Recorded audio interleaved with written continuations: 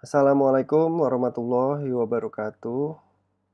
Kali ini saya akan membahas mengenai pasar uang dan pasar modal. Jadi pada zaman sekarang ini semakin banyak orang yang mengerti bahwa selain menabung, investasi adalah opsi terbaik untuk bisa membantu kita dalam mewujudkan tujuan keuangan yang kita capai. Tinggal disesuaikan saja instrumennya, mau di pasar modal atau pasar uang. Kemudian, apa perbedaan antara pasar modal dan pasar uang ini? Jadi perbedaan karakter keduanya ini sebaiknya memang kita pahami agar kita bisa memanfaatkannya seoptimal mungkin. Karena ketidaksesuaian instrumen dan kebutuhan ini bisa membuat tujuan keuangan yang sudah kita rencanakan menjadi sulit tercapai. Nah, jadi apa perbedaan pasar modal dan pasar uang ini? Jadi pasar uang adalah pasar yang mempertemukan antara permintaan dan penawaran dana dalam jangka pendek dari calon penanam dan pencari modal. Pasar uang adalah pasar bagi perdagangan hutang jangka pendek. Pasar ini meliputi aliran uang tunai yang konstan antara pelakunya, yaitu pemerintah, bank, dan lembaga keuangan. Pada pasar uang ini, ada aktivitas meminjam dan meminjamkan yang dijalankan untuk jangka waktu yang biasanya tidak lebih dari 1 tahun. Ada beberapa institusi yang terlibat dalam pasar uang ini. Biasanya ya bank komersial dan juga institusi keuangan lain seperti perusahaan sekuritas atau broker. Jadi secara umum pelaku pasar uang ini bisa bank, yayasan, dana pensiun, perusahaan asuransi, perusahaan-perusahaan yang besar, lembaga pemerintah, lembaga keuangan, ataupun juga individu. Nah, kemudian apa fungsi dari pasar uang ini? Fungsi yang pertama itu sebagai fasilitas atau mediator. Maksudnya di sini kehadiran pasar uang itu bisa menjadi jembatan keinginan dari para pemodal atau investor, bahkan juga investor dari luar negeri. Jadi untuk meminimalisasi kerepotan dalam mengurus berbagai dokumen investasi, biasanya para investor bisa menggunakan pasar uang sebagai salah satu cara untuk menyalurkan pinjaman jangka pendek mereka kepada perusahaan. Pasar uang merupakan sarana alternatif yang memfasilitasi masyarakat untuk mendapatkan dana jangka pendek dan juga untuk modal kerja maupun keperluan yang lain. Selain itu, pasar uang ini memberikan solusi alternatif bagi para lembaga keuangan, jadi perusahaan non keuangan, serta peserta lain yang ingin melakukan penempatan dana bila ada kelebihan dari likuiditas. Selain itu, pasar uang juga memfasilitasi lembaga keuangan atau perusahaan yang membutuhkan dana yang sifatnya mendesak dan berjangka pendek. Kemudian fungsi pasar uang kedua yaitu sebagai sumber modal dan kesejahteraan. Maksudnya di sini, meski pasar uang bisa menjadi jembatan untuk investor asing, pasar uang juga bisa untuk menghimpun dana dari masyarakat lokal. Transaksinya juga dalam bentuk perdagangan surat-surat berharga jangka pendek. Kemudian pasar uang ini memiliki fungsi untuk mendorong program pemerintah dalam pemerataan kesejahteraan rakyat. Selain itu, pasar uang juga menjadi sumber modal jangka pendek bagi perusahaan maupun individu dalam berinvestasi. Bila suatu perusahaan memerlukan pendanaan, mereka bisa menjual surat berharga yang dimiliki atau meminjam dana dari perusahaan lain dalam jangka pendek, sehingga kebutuhan mendesak akan modal bisa dengan cepat diatasi.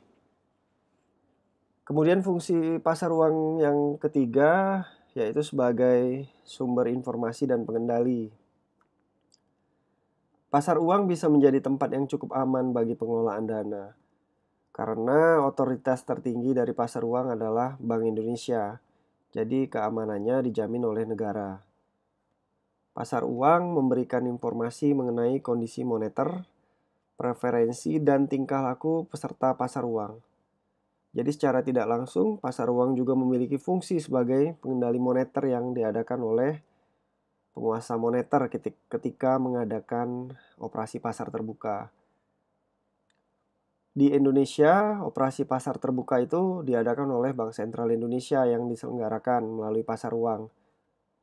Dalam operasi pasar terbuka, ini menggunakan instrumen seperti surat berharga pasar uang atau SBPU dan SBI atau sertifikat Bank Indonesia.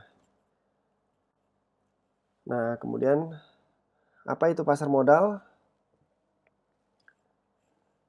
Jadi pasar modal itu menjadi tempat transaksi penjual yang biasanya ini perusahaan go public yang memperdagangkan produk atau instrumen keuangan mereka kepada pembeli yang disebut juga dengan investor.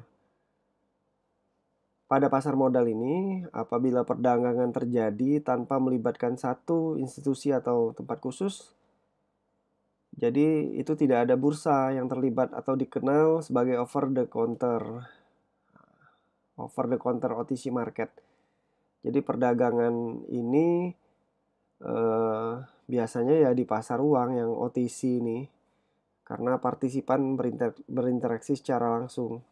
Pada pasar modal, ini biasanya ada bursa. Jadi bursa itu institusinya. Bursa adalah institusi yang menyelenggarakan perdagangan efek secara terorganisir. Di Indonesia itu ada dikenal dengan Bursa Efek Indonesia yang dulunya dikenal sebagai Bursa Efek Jakarta. Jadi sebagai bursa, fungsinya adalah mewadahi dan memfasilitasi perdagangan instrumen keuangan, terutama saham. Karena sebagian besar efek yang diperdagangkan di bursa efek ini adalah saham. Bursa efek juga biasanya juga sering dikenal sebagai bursa saham. Nah, kemudian apa itu fungsi dari pasar modal? Yang pertama, pasar modal itu sebagai wadah modal usaha. Jadi, pasar modal membantu perusahaan untuk mendapatkan dana dengan menjual sahamnya. Saham tersebut ditawarkan dan dibeli oleh investor atau masyarakat umum atau lembaga lain agar perusahaan bisa mendapatkan dana untuk operasionalnya. Fungsi kedua pasar modal yaitu sebagai sumber pendapatan. Dalam jangka waktu tertentu, saham-saham yang sudah dibeli akan memberikan dividen atau bagian dari keuntungan perusahaan terhadap para pembelinya. Jadi pasar modal ini dianggap sarana sebagai sumber pendapatan. Yang ketiga, fungsi pasar modal sebagai produktivitas tenaga kerja. Apa maksudnya di sini? Jadi pasar modal berfungsi menciptakan lapangan kerja baru dengan mendorong berkembangnya industri yang bisa mempekerjakan orang-orang lebih banyak. Jadi adanya tambahan modal bagi suatu perusahaan ini menjadikan produktivitas meningkat. Kemudian fungsi pasar modal itu bisa juga sebagai pendapatan negara, meningkatkan pendapatan negara, yaitu dividen yang diberikan kepada para pemegang saham itu tentu saja mengharuskan mereka untuk membayar pajak kepada pemerintah. Jadi hal ini memberikan pemasukan pendapatan untuk negara melalui pajak.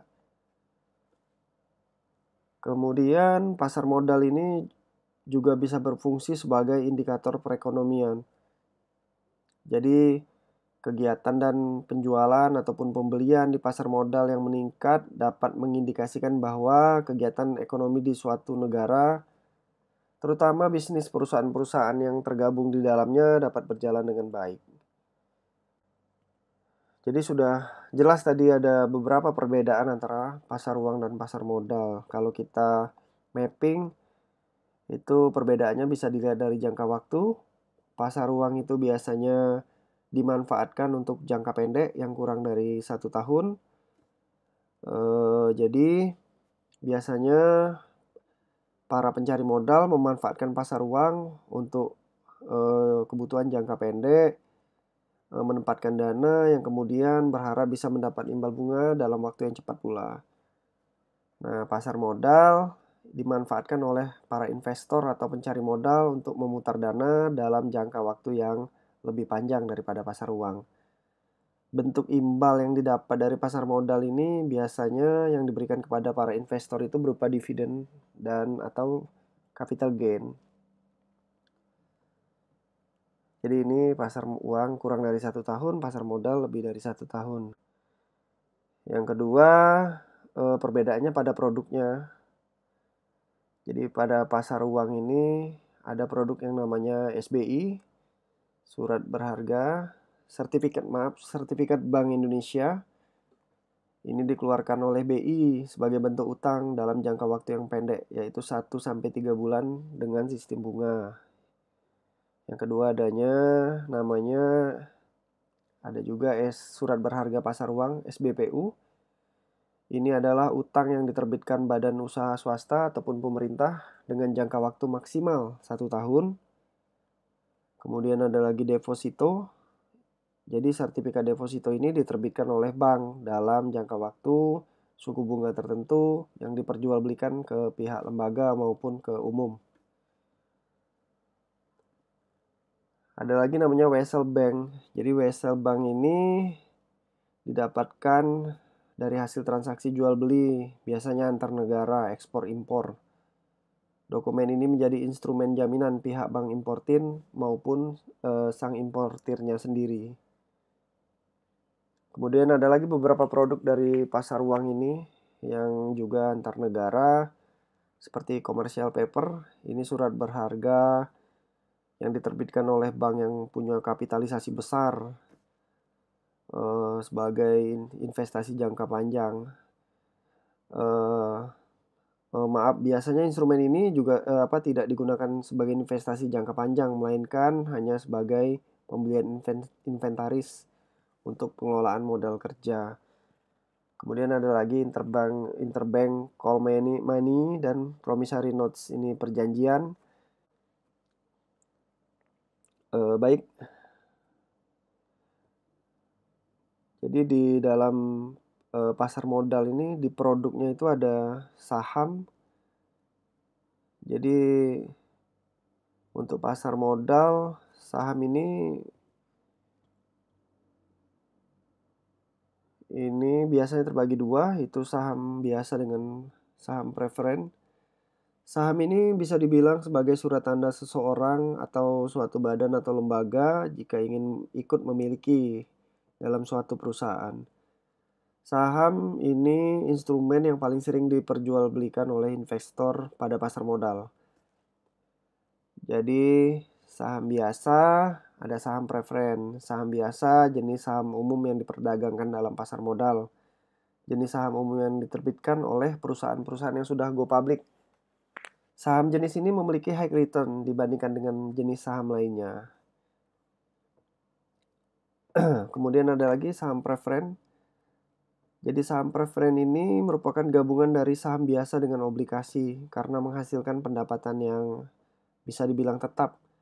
Adapun ciri dari saham ini terdapat klaim atas laba dan aktiva sebelumnya, pembagian dividen tetap selama masa berlakunya saham, dan memiliki hak tebus atau dapat ditukar dengan saham biasa. Jika ditinjau dari sisi keamanan berinvestasi, jenis saham preferen lebih aman dibandingkan saham biasa. Saham preferen memiliki hak klaim atas aset perusahaan dan pembagian dividen lebih dulu di saat perusahaan mengalami liquid. Namun dalam kondisi normal, di mana perusahaan mampu memperoleh keuntungan, maka pembagian dividen kepada pemegang saham jenis ini dilakukan setelah pemegang saham biasa. Selain itu, nilai dividen preferen ini lebih rendah dibandingkan saham biasa.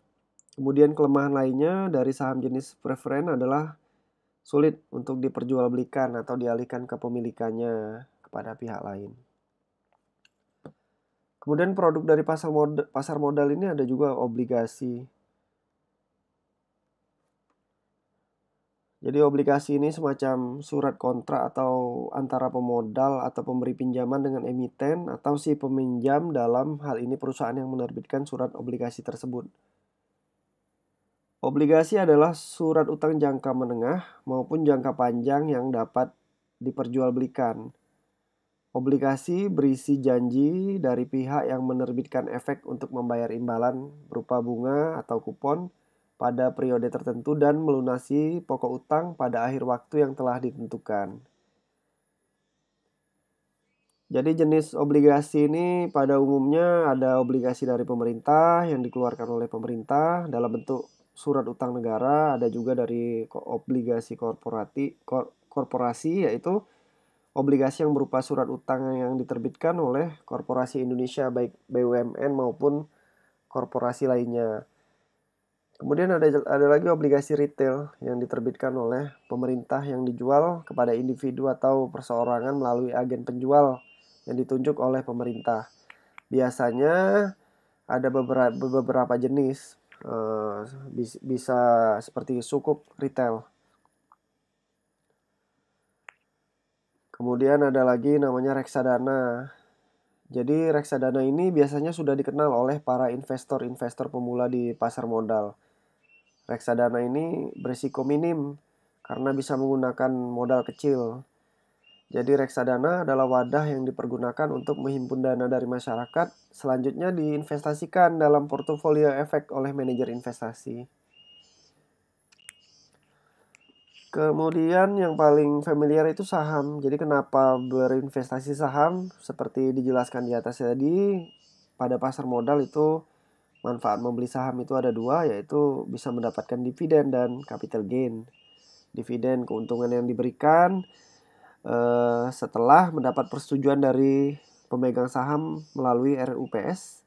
Kemudian capital gain adalah selisih antara harga beli dan harga jual. Capital gain ini terbentuk dengan adanya aktivitas perdagangan saham. Kemudian pasar uang dan pasar modal ini, apalagi yang membedakannya, yaitu yang ketiga dari sisi otoritasnya. Jadi kalau pasar uang ini otoritasnya tentu saja Bank Indonesia.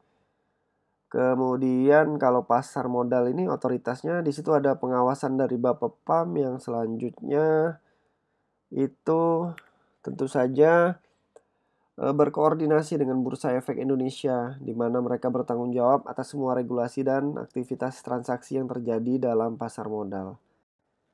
Kemudian perbedaan pasar uang dan pasar modal tentu saja ada risiko. Di risiko, jadi aktivitas yang berkaitan dengan keuangan selalu adanya risiko. Jadi kalau di aktivitas yang berkaitan ini bisa menjadi pembeda antara pasar uang dan pasar modal. Jadi kalau risiko pasar uang itu bisa dari fluktuasi nilai surat berharga, mengakibatkan gagal bayar, inflasi, capital loss, hingga perubahan nilai mata uang. Kemudian pada reksadana misalnya, kita tidak butuh, memang dalam berinvestasi tidak butuh dana terlalu besar, jadi keamanannya lebih terjamin karena dikelola oleh manajemen investasi. Tapi tetap juga ada risiko loss setiap ada investasi. Nah, kemudian kalau di pasar modal risikonya ini lebih besar daripada pasar uang karena sangat fluktuatif kinerja keuangan perusahaan, antara pemilik saham, likuiditas, adanya risiko dari kondisi ekonomi dan politik negara. Jadi pasar modal ini lebih berisiko ketimbang dari pasar uang. Baik, selesai penjelasan dari saya mengenai pasar uang dan pasar modal, serta perbedaannya, serta produknya, serta otoritasnya. Terima kasih. Assalamualaikum warahmatullahi wabarakatuh.